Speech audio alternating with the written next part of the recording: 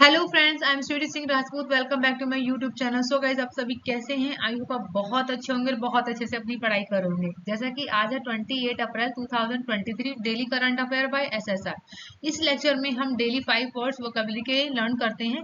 ये लेक्चर आपके all competitive exam के लिए सफिशिएंट है गाइज। इस लेक्चर को मैं डेली सुबह मॉर्निंग में 6 बजे अपलोड कर देती हूँ और ये लेक्चर आप सभी को बाइलिंगुअल मिलता है। Okay guys, Hindi plus English language में है। अगर आप सभी मुझे कमेंट बॉक्स में बताएंगे कि अगर आपको इस लेक्चर की पीडीएफ चाहिए तो मैं आप सभी को पीडीएफ भी अवेलेबल करा दूंगी।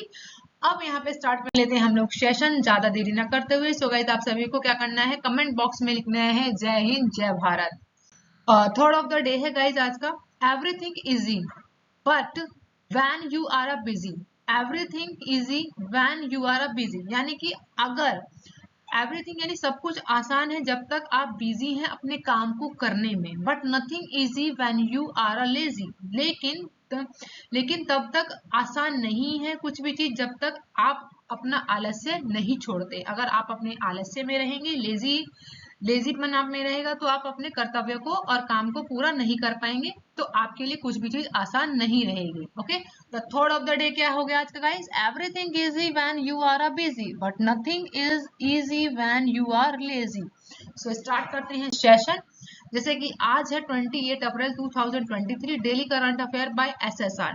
सो गाइज, आप सभी से मैं कहना चाहूंगी, आप प्लीज मेरे चैनल को सब्सक्राइब कर लीजिए, बेल आइकन पे क्लिक कर दीजिए ताकि जो भी मेरी वीडियोस आए वो आप तक पहुंच जाए।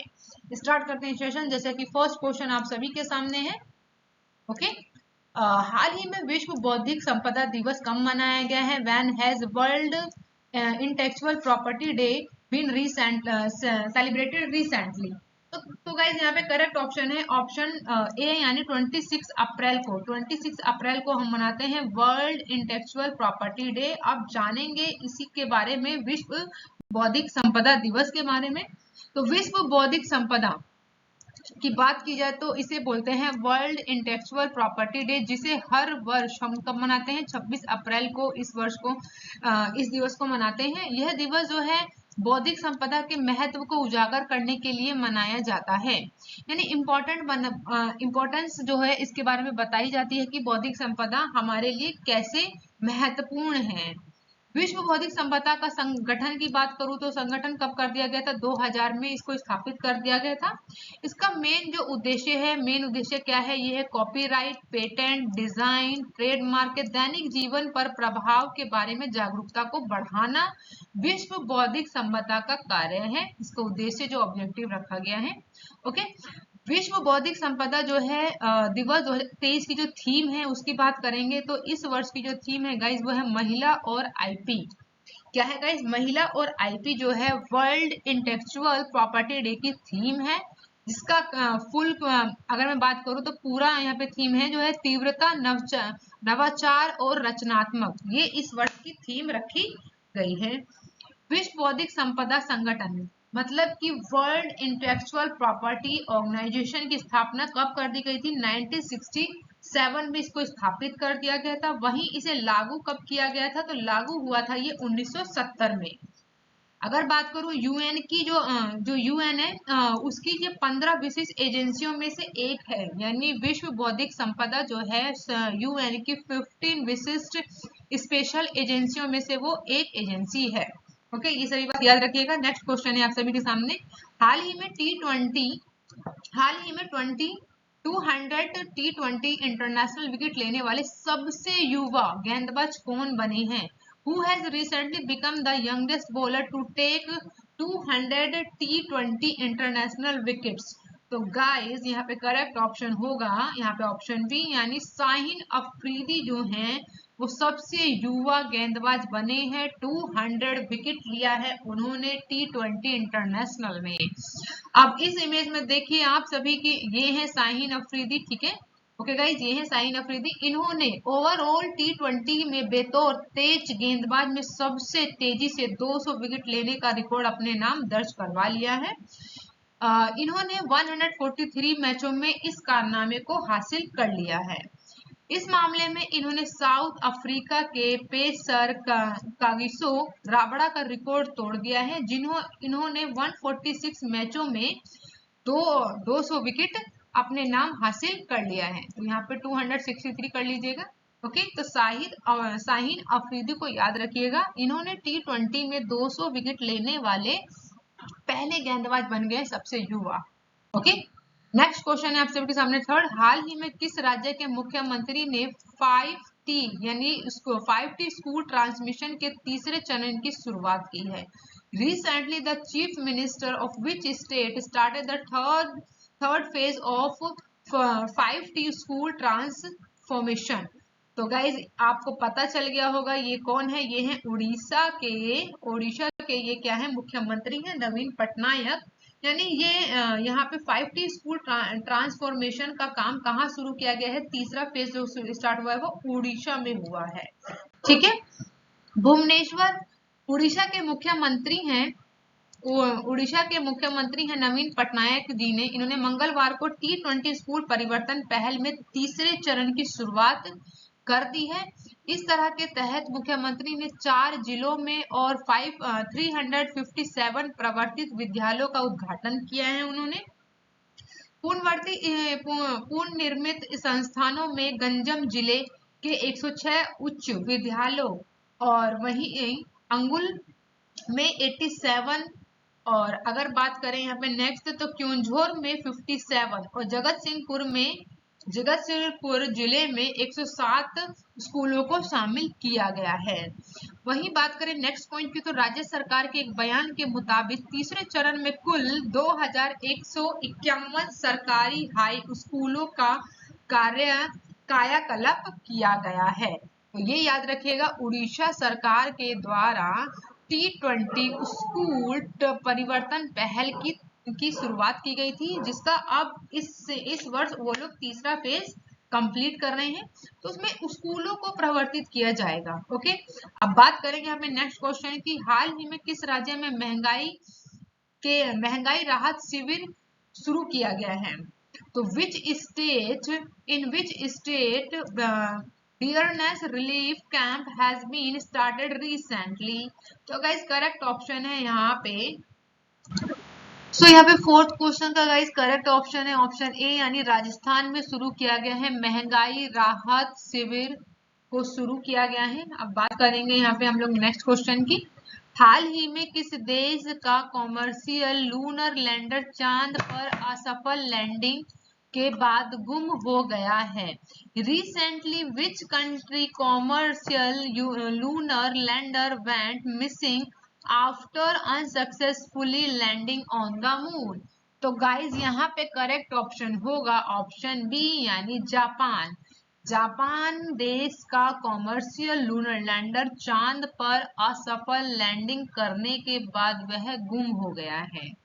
ठीक है, टोक्यो की बात करेंगे, टोक्यो यानी जापान की प्राइवेट कंपनी है, जापान की प्राइवेट कंपनी है आई स्पेस का चंद्रमा पर उतरने वाला लूनर लैंडर जो है वो क्या हो गया है, दुर्घटनाग्रस्त हो गया है। जापान के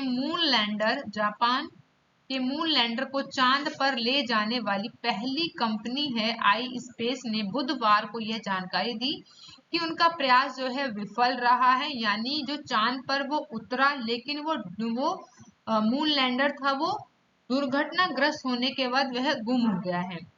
इस मून लैंडर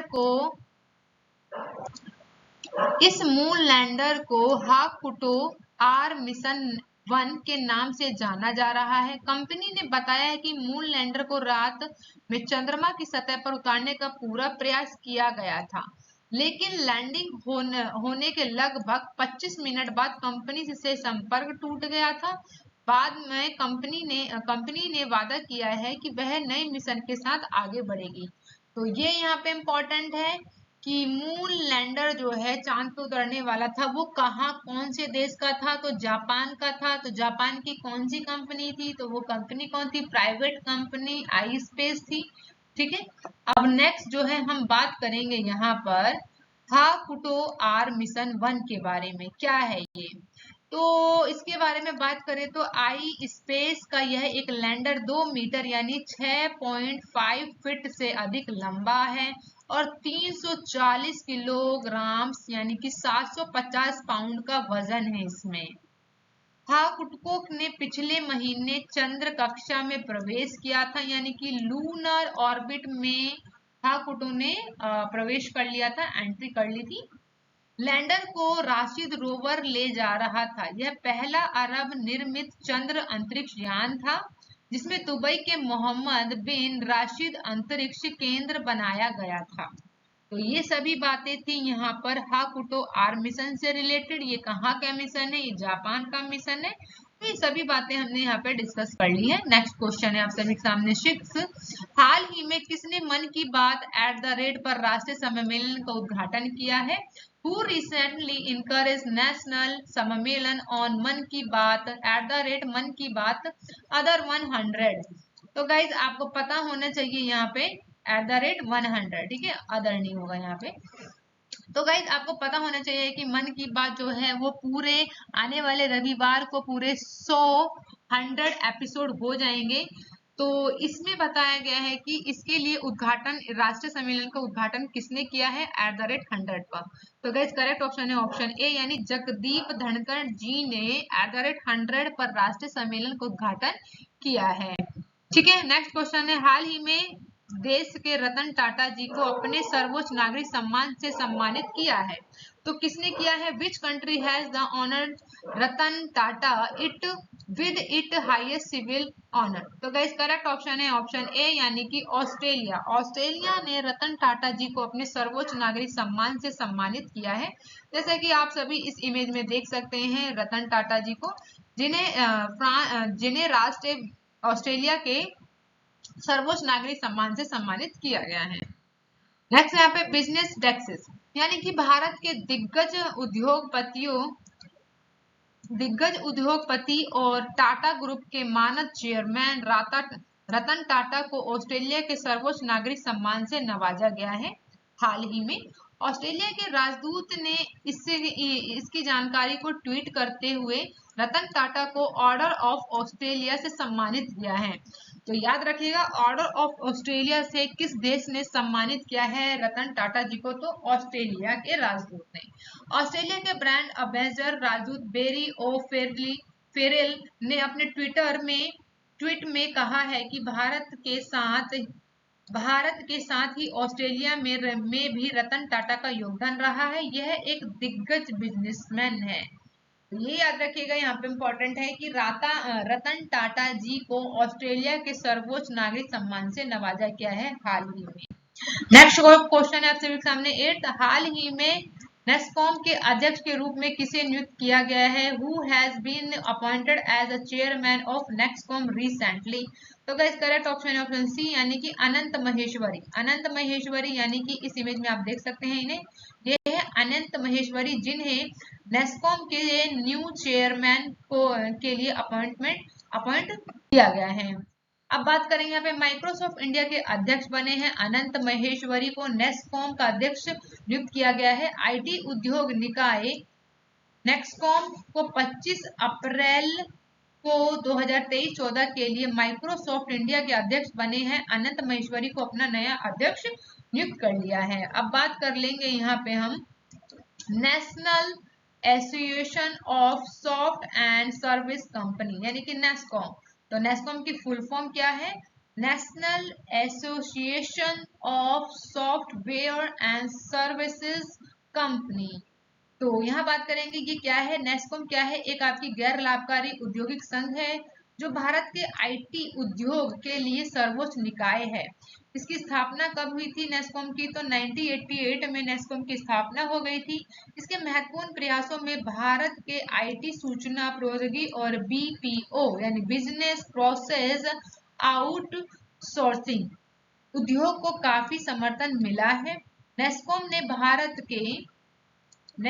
भारत के जीडीपी, निर्यात, रोजगार, बुनियादी ढांचे और वैश्विक दृश्यता में अद्भुत योगदान किया है। तो याद रखिएगा सभी कि नेस्कॉम के न्यू अध्यक्ष चेयरमैन कौन चुने गए हैं? तो वो अनंत महेश्वरी चुने गए हैं 25 अप्रैल को 2023-24 के लिए। ओके, अब यहाँ पे क्वेश्चन है हमारे पास 9। हाल ही में जारी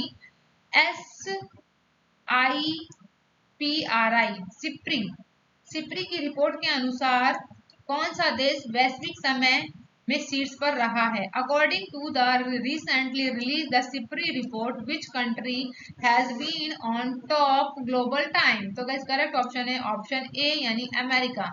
अमेरिका जो है सबसे ज्यादा अपने सैनिकों पे खर्च करने वाला देश है, जो कि अपने सैनिक खर्च ज्यादा करता है। ओके, तो सिप्री की रिपोर्ट के अनुसार फर्स्ट रैंक जो किसे मिली है, अमेरिका को मिली है।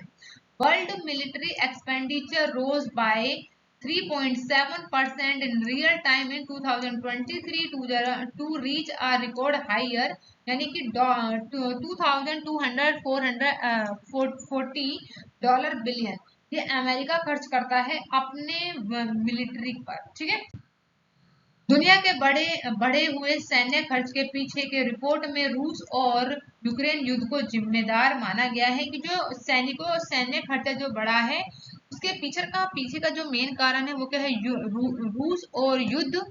रूस और यूक्रेन का जो युद्ध था उसे जिम्मेदार ठहराया गया है यहाँ पे। इसकी वजह से यूक्रेन का सैन्य खर्च जो है छह गुना बढ़कर $44 अरब पहुंच गया है। वहीं उसकी जीडीपी जो है वो 44% की बराबर हो गई है। रिपोर्ट के मुताबिक बात की जाए यहाँ पे अमेरिका एक सेकंड पेन का कलर चेंज करते हैं। अमेरिका अब भी दुनिया में रक्षा का सबसे ज्यादा खर्च करने वाला देश बना है। अमेरिका ने 2022 में $877 अरब रक्षा पर खर्च किया था। यह वैश्विक खर्च का कम से कम कितना है, 93% के बराबर है। यानी अमेरिका जो है सबसे ज्यादा सैन्य खर्च करता है अपने यहाँ पर। ठीक है, जो कि वर्ल्ड एक्सपेंस का यहाँ बात करें तो 39% है। अब बात करेंगे यहाँ पे चीन जो है दूसरा सबसे बड़ा, चीन की बात करूँ अगर मैं, चीन जो है दूसरा सबसे बड़ा सैन्य खर्च करने वाला देश है। दुनिया भर में देशों ने 2022 में अपनी सेनाओं पर $2,240 अरब खर्च किए। सैन्य खर्च का यह सर्वकालिक उच्च स्तर है। Okay, Stockholm international peace research institute यानी सिप्री की फुल फॉर्म जरूर याद रखिएगा, किसी भी कॉम्पिटेटिव एग्जाम में आपसे पूछ सकते हैं कि सिप्री की फुल फॉर्म क्या है। Stockholm international peace research institute के रिपोर्ट के मुताबिक बात की जाए तो इस साल वैश्विक जीडीपी के मुताबिक रक्षा खर्च 3.7% बढ़ी है। ठीक है, सिप्री के मुताबिक बात की जा रही है। जबकि यूरोप के खर्च में केवल 13% की भारी बढ़ोतरी हुई है, जो बीते 30 वर्षों में सबसे ज्यादा है। तो ये सभी बातें की हमने सिप्री से रिलेटेड। सिप्री के मुताबिक जो है अमेरिका जो है सबसे ज्यादा सैन्य खर्च करता है अपने सैन्य के ऊपर। ओके, नेक्स्ट क्वेश्चन है 10th क्वेश्चन। हाल ही में बांग्लादेश के 22वें राष्ट्रपति के रूप में किसने शपथ ली है?